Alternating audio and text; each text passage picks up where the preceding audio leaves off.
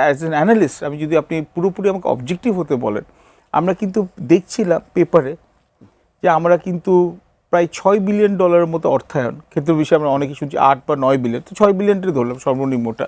আমরা কিন্তু চীনকে $6 বিলিয়ন কিন্তু অর্থায়ন চাইছিলাম। চীন কিন্তু আপাতত আমাদেরকে মাত্র $300 মিলিয়ন অর্থায়নের এখানে ওরা রাজি হয়েছে।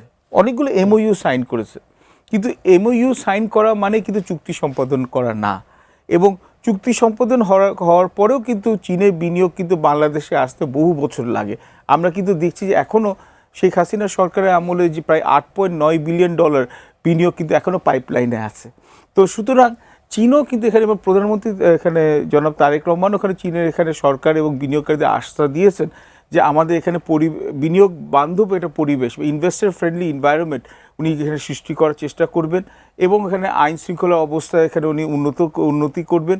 এবং তার সাথে সাথে আমাদের বিনিয়োগকারীরা, বিদেশি বিনিয়োগকারী যদি কোনো ধরনের এখানে হচ্ছে অবস্টেকেল না ফেস করে, তার জন্য ওদের জন্য এখানে পানি, গ্যাস, ইলেকট্রিসিটি সবগুলো প্রকৃত অর্থে ওয়ান স্টপ সার্ভিস দেবেন।